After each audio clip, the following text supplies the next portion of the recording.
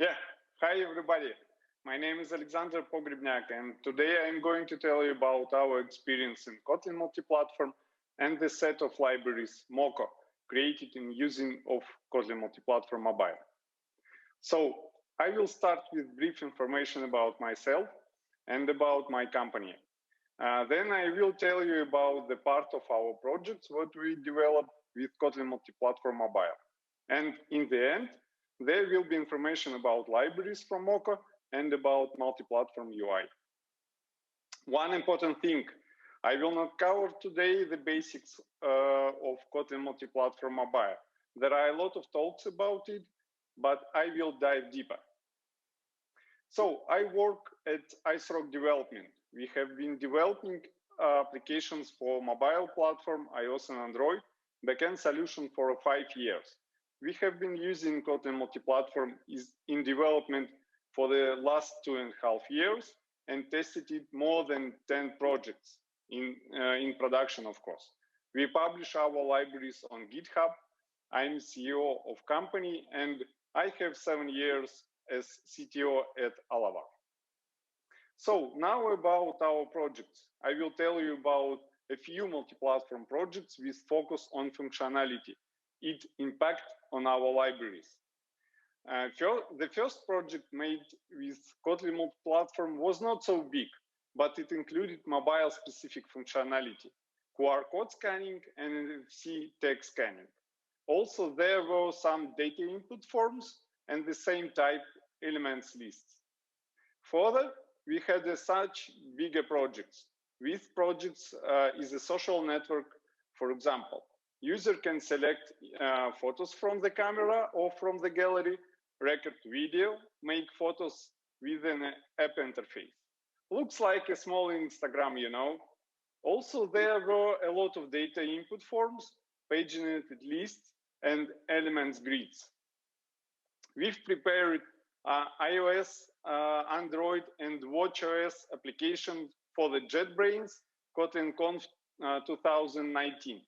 The goal was to demonstrate Kotlin native ability to compile watchOS, just announced it at this event. Bluetooth was actively used for nearly text search in the app. The entire application was written on Kotlin, even the UI for iOS. We're developing various e-commerce applications. In these examples, you can see the map is controlled from the common code. Also, there are a lot of elements lists and various data input forms. For all time we've been developing mobile projects, we tried to dedicate non-project specific to common libraries, what we can share among the projects. We've got the set of libraries that we use in multi-platform development, and 1 year ago we published it to open source. We called it Mocha. The name is taken by analogy with Anko.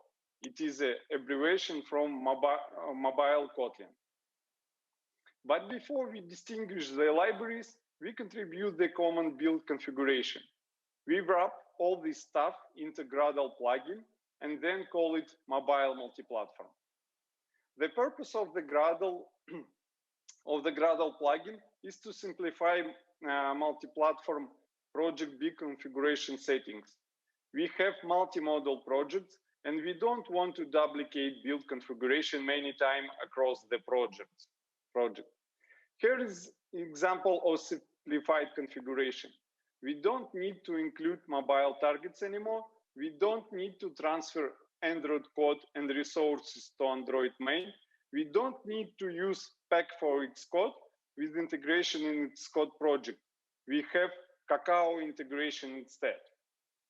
The original project structure on the left and optimized project structure on the right. Everything considering Android goes to Android main, and there is no need in useless main source set.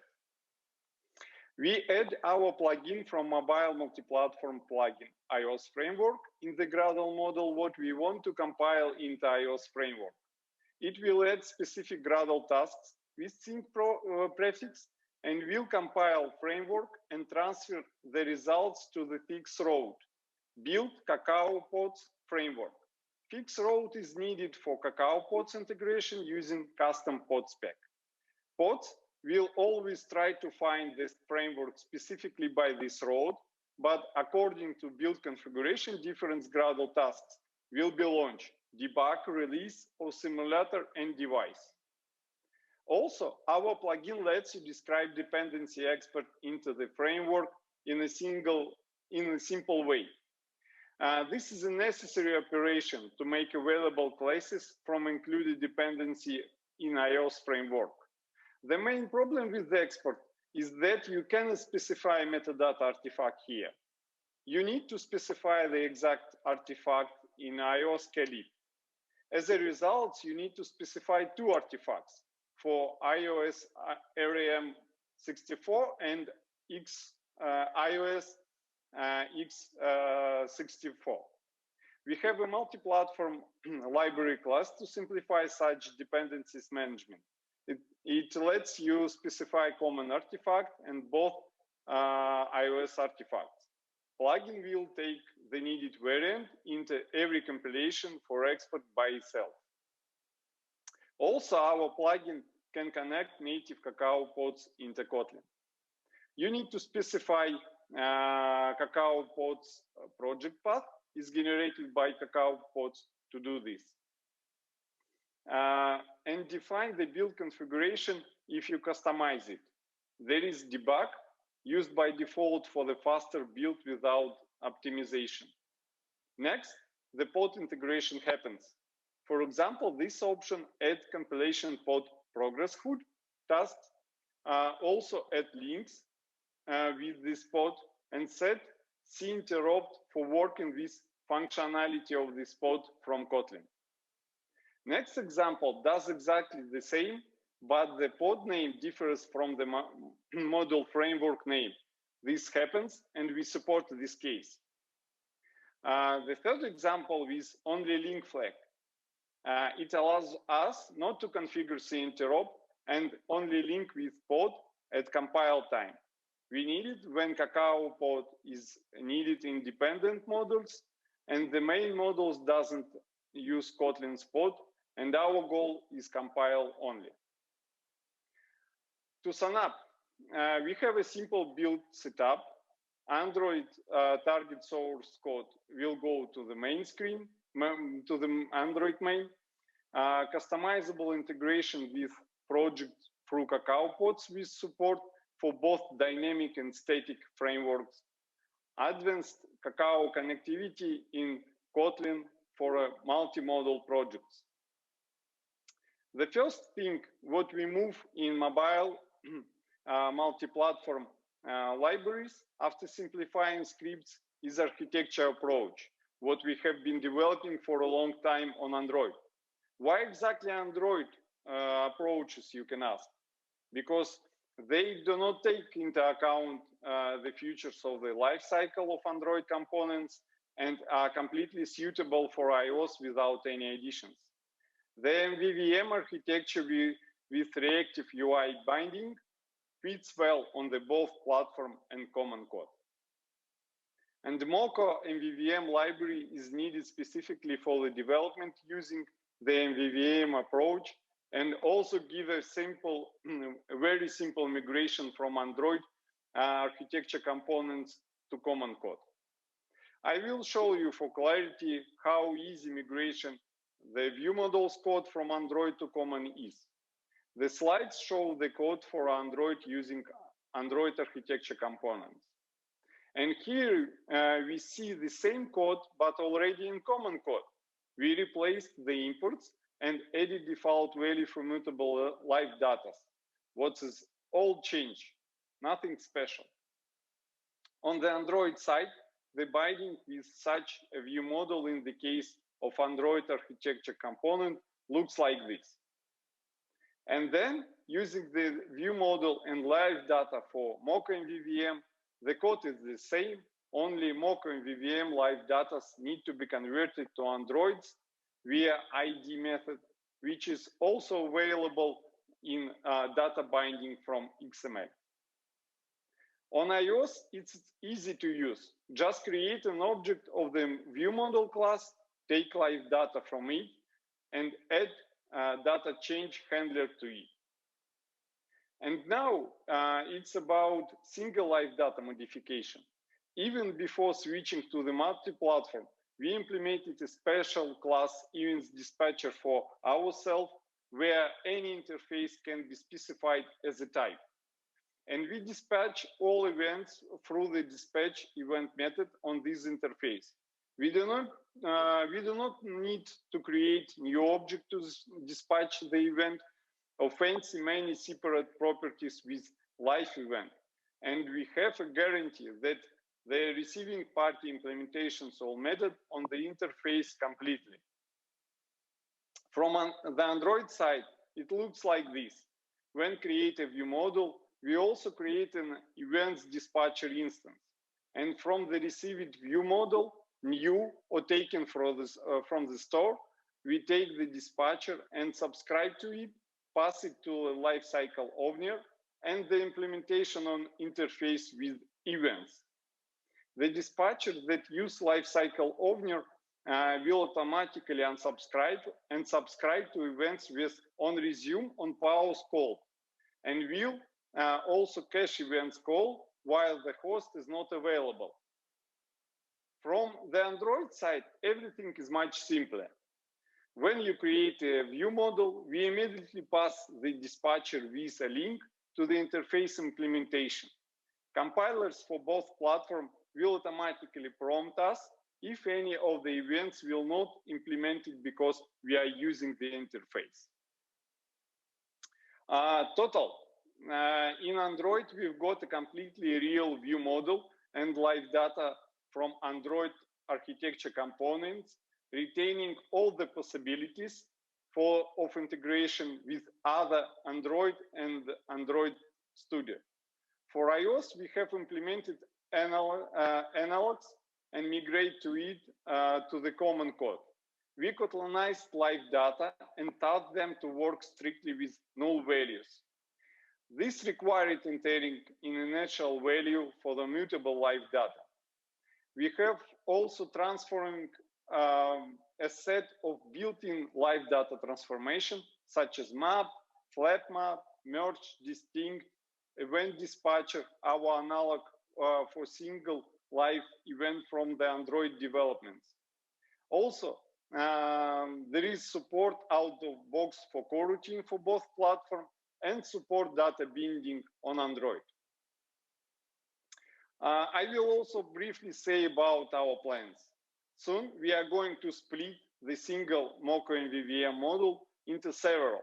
The kernel, live data's data binding supports. We're also going to add support for the view binding, to which we are moving in the project. Any wish can be left on the GitHub in the issues. Next important library is Mocha Network. At first, it was just a set of utilities for making requests more conveniently through the Ktor client. But at the same time, we created a Gradle plugin to generate a network layer from OpenAPI, and the library immediately became more important. The main thing for which this library is needed is to simplify the implementation of the client's REST API so that you do not have to write everything by the hand. Let's take an example. Let's imagine we have a server with a get user request. On Android with Retrofit, we would create such an interface and write the essence of the answers manually. In the case of Ktor client, we'll have to manually write the formation of the request and also manually write a class for the response, and then parse the response from a string into an object. Using our plugin, you can put such an OpenAPI specification into the project, which is probably already maintained by backend developers. Let's set up the Gradle plugin a bit.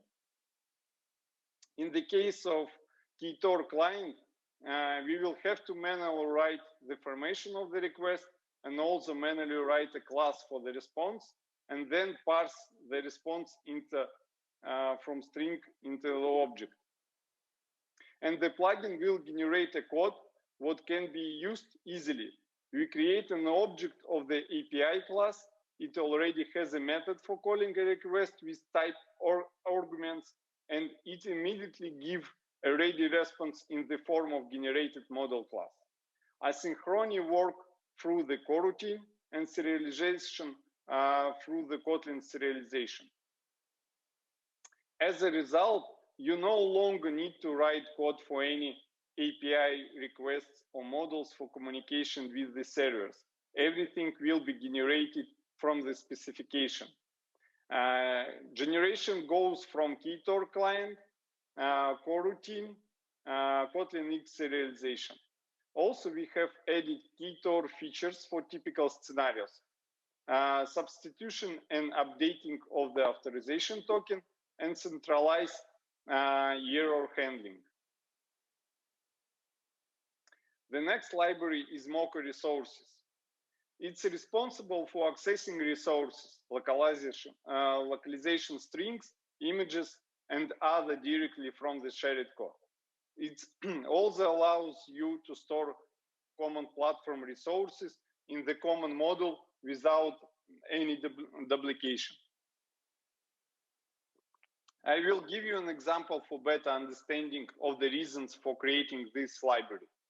Depending on the time of transport, what we receive from the server data, we need to display localized string with the name of this transport.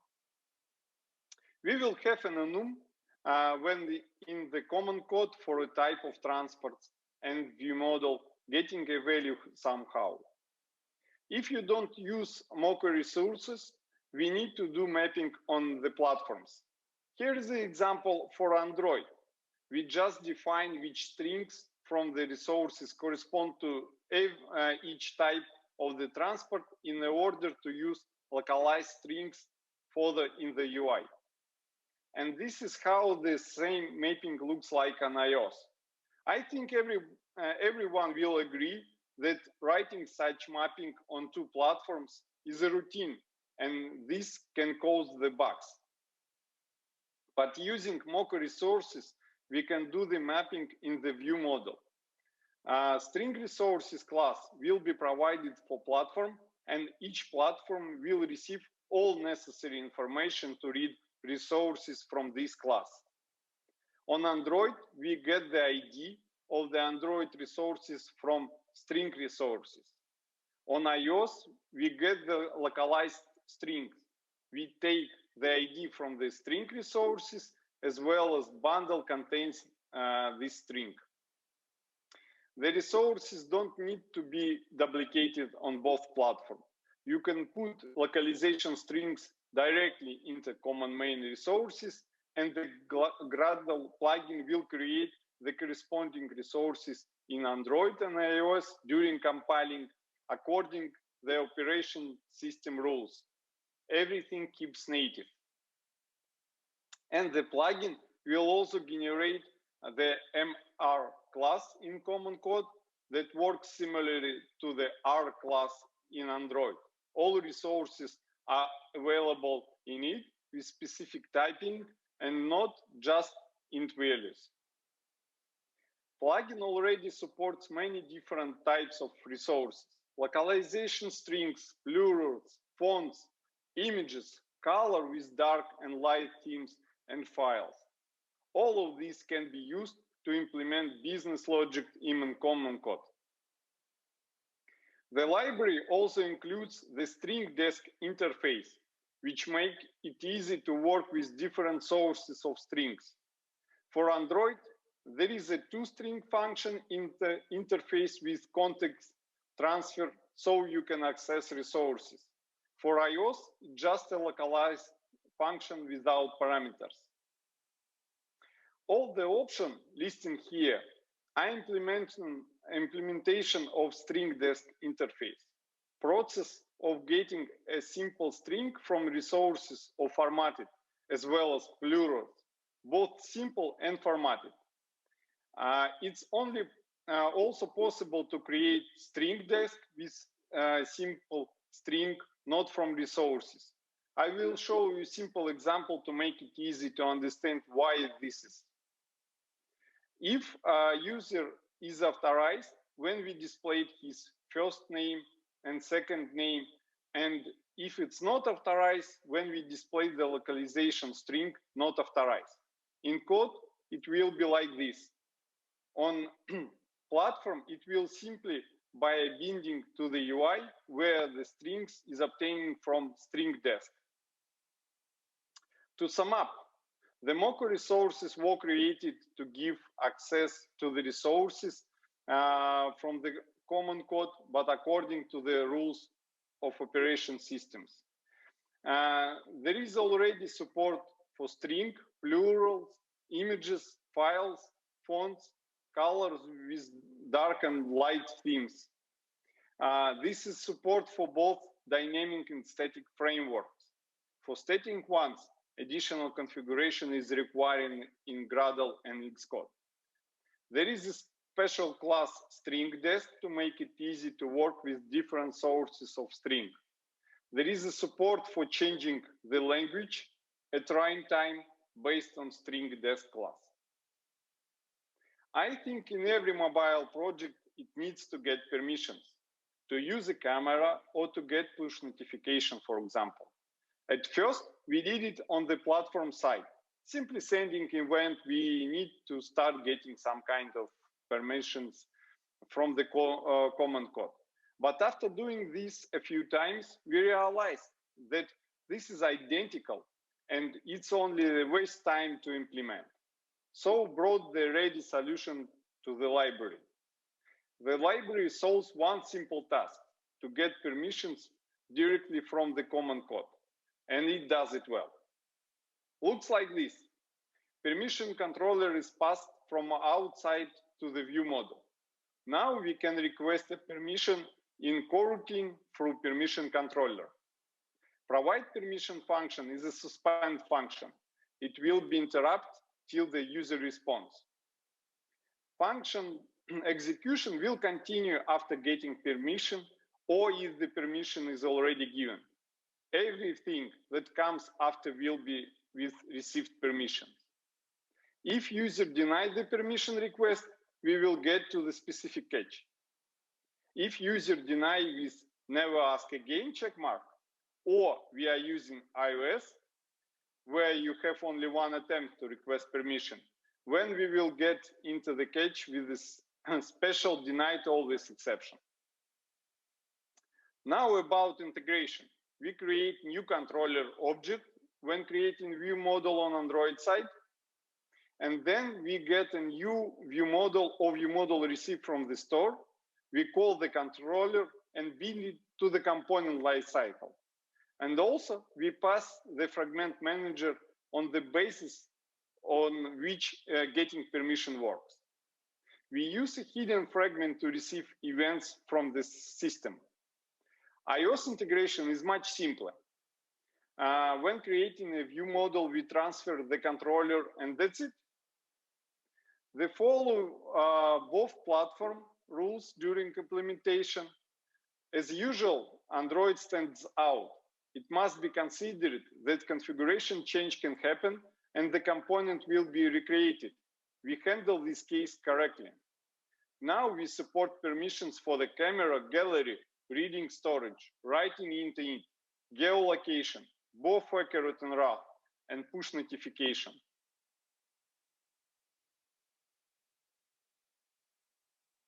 As you could see at the beginning, on our projects, it was often necessary to receive images from the camera or the gallery, as well as to control a video stream. We implement Mocha Media library for this. In use, the library is similar work with Mocha permission, and it just uses permission inside. First, we transfer the media picking controller to the view model.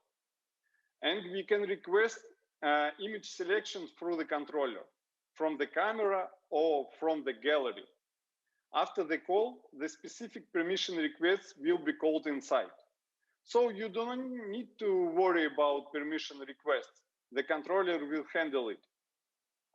As a result, we will receive a bitmap, what we can pass further through the app logic.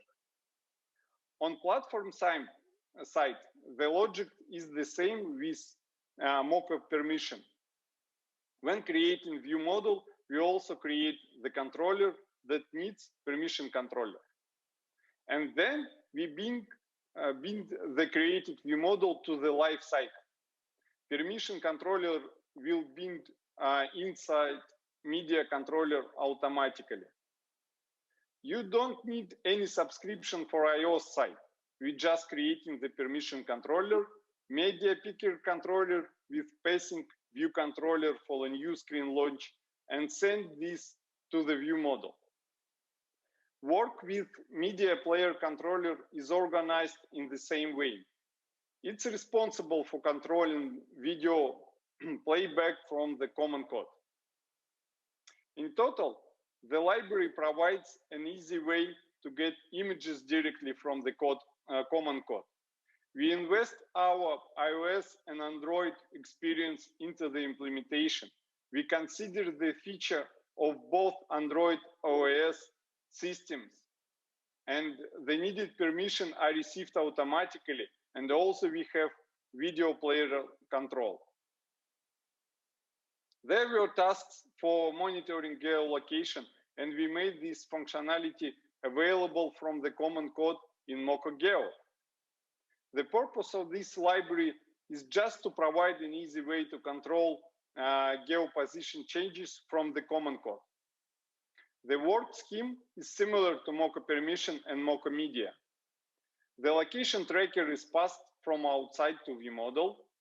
We can subscribe to coordinate change notification via coroutines flow.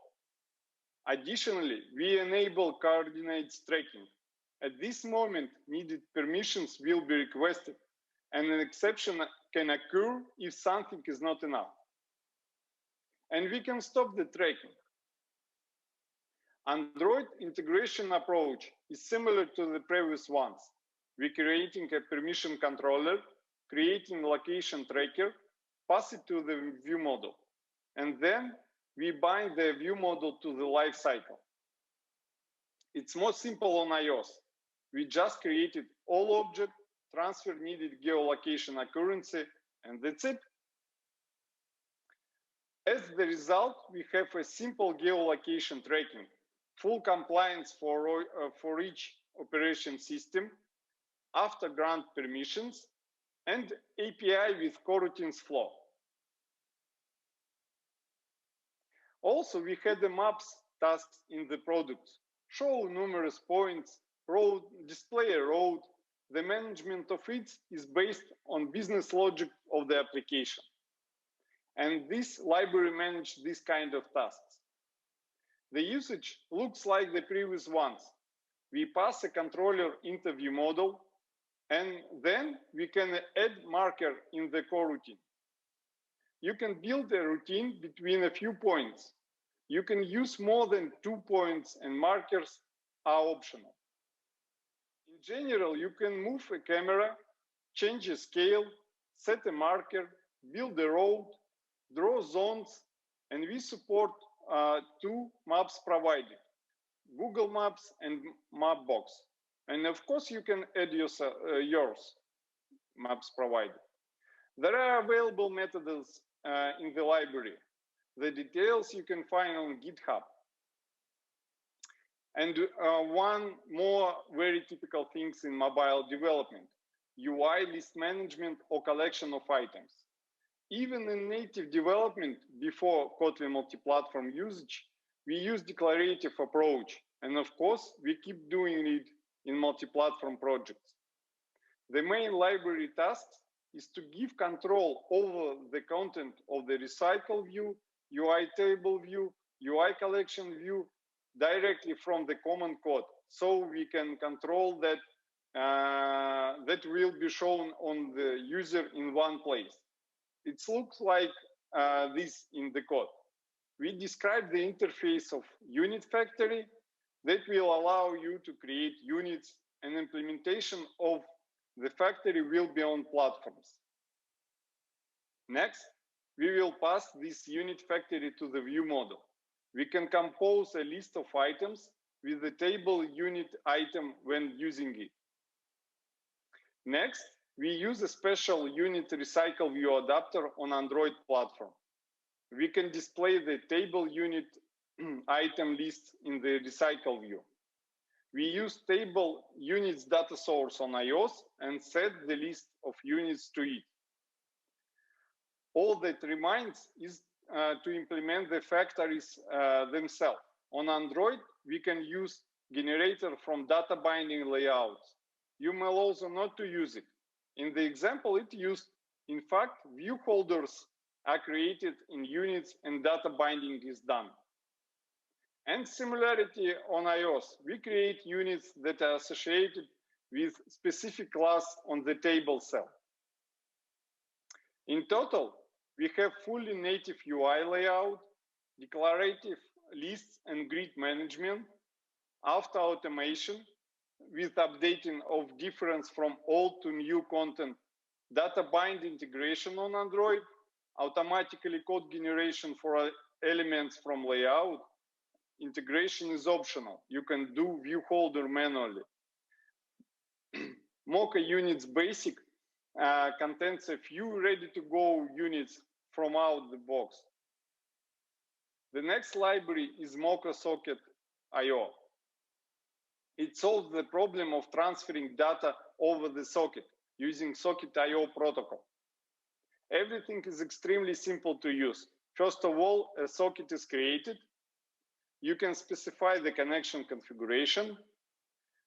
Then we can add event handler.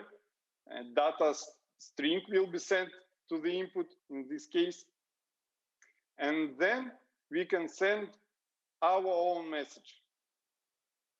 In general, there is support for all built-in Socket IO events. There is the ability to subscribe to your own events, to send events, to pass query params.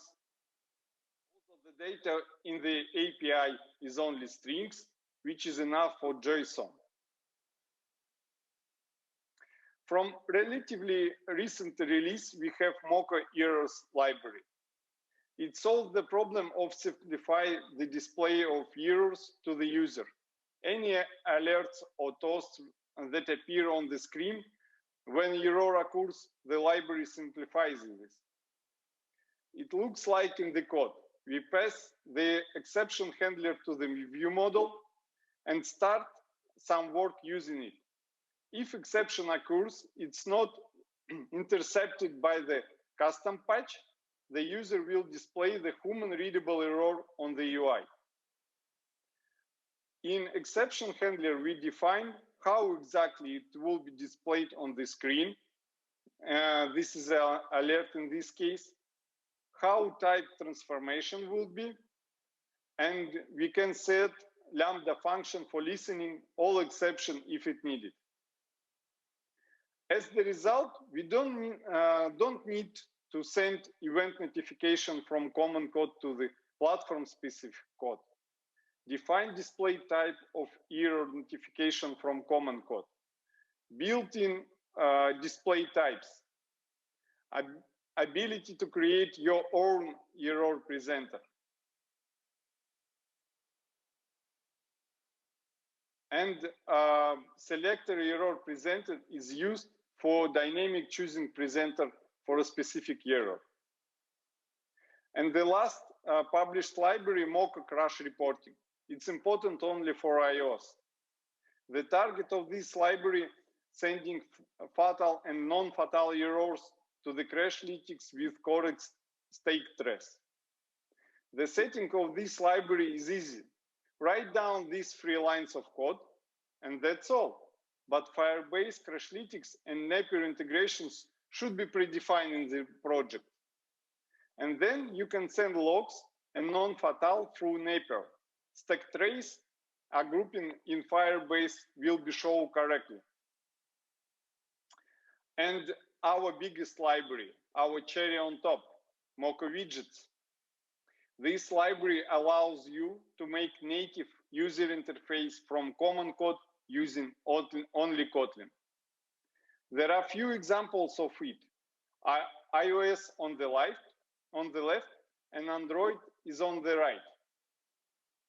There is the main screen of this app with navigation and the list of items. Here is a detailed view of the item, fully native user interface without any custom rendering. There is no code of it. I described in detail on KotlinConf 2019.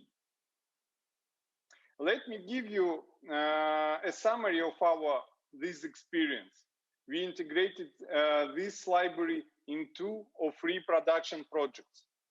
First, our goal was developing mobile application for 2 platforms with fully native user interface with 1 developer.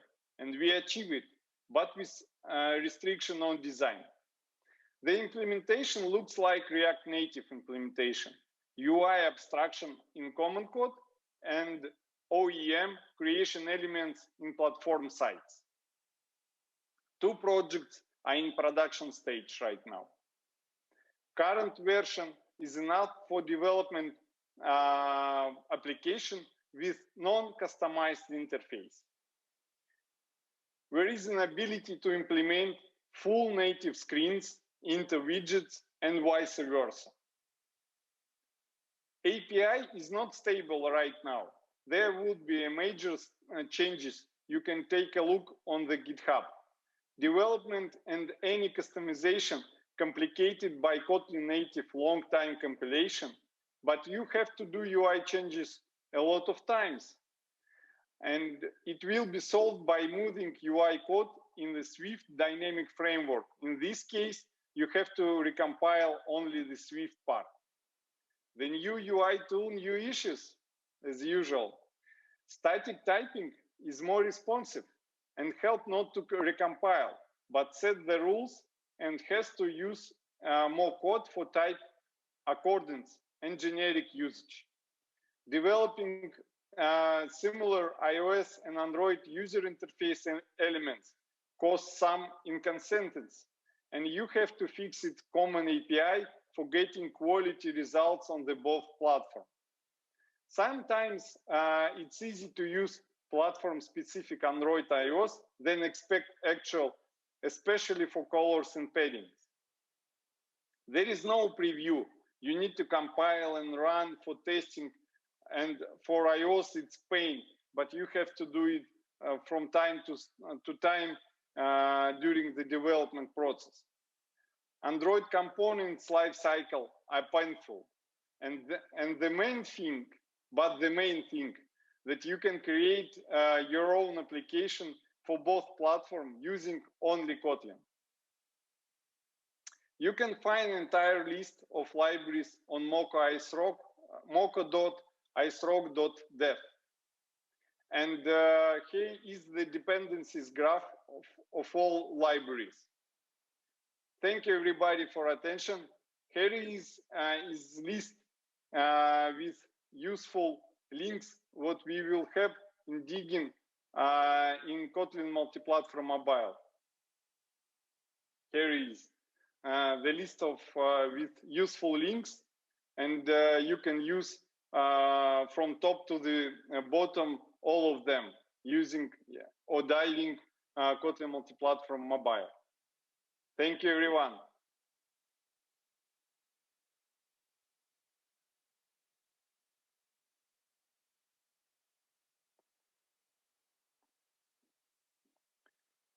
Okay, so we have some questions. Let's go from them. First of all, how many applications released to production non-sample apps have been written using these libraries by companies other than yours? You know, if you will go on the GitHub, you can see that we have more 200 starts for this library set, and external people use it, create an issue, ask questions, and answer the questions not in our company. And of course, we will support it, but for numbers of companies using our library set. You can see this information on our site, mocha.icerock.dev. I guess these libraries are still under development. How do you measure the quality and the performance of these libraries, such as memory consumption, computation time, etc.? Yes, of course, these libraries are in development. These have been developing 2 years, and 1 year already it's on the production, on the live, and we use these libraries for all our production pipeline and every project. And of course, we follow the optimal measures such as speed time and computation time and so on, because we use it every day. All our company developers use it. How would you convince the person what is concerning about using these libraries because of getting stuck in case of insufficient support? As I said before, we have already community. We have more than 600 developers on our Twitter account, and you can ask Twitter, you can ask issues, and as you can see on GitHub, we get these issues and we resolved it as soon as possible because not so many bugs on these libraries because we use it every time. Could you share the experience while creating these libraries? Why do you think these libraries help other developers? How are these API interfaces are designed? How to ensure the library doesn't break any platform-dependent behavior? How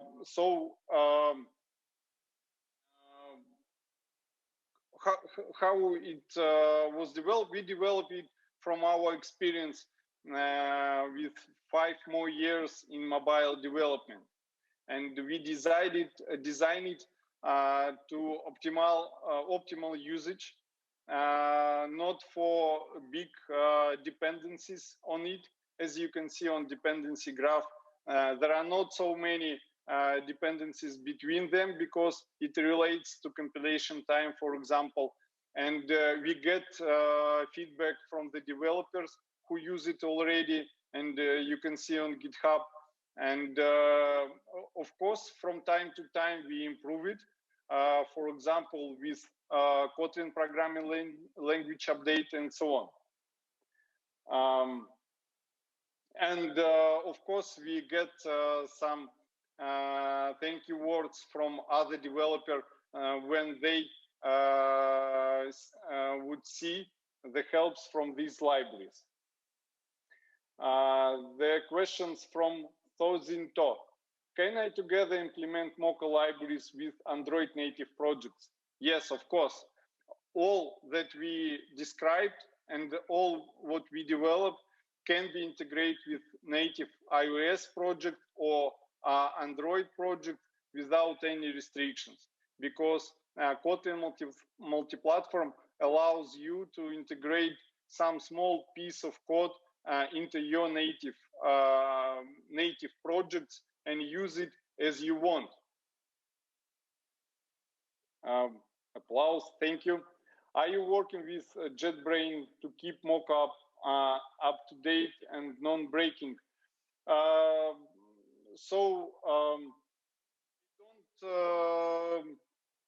Working with JetBrains on Mocha. We have been working on Mocha by ourselves, but of course JetBrains is very responsive when we will put some issue considering Kotlin code. And from this point of view, yes, we working with JetBrains like any developer working with JetBrains and working on Kotlin programming language. I think that's all questions. Thank you for attention. Thank you for your questions. It was very useful for us.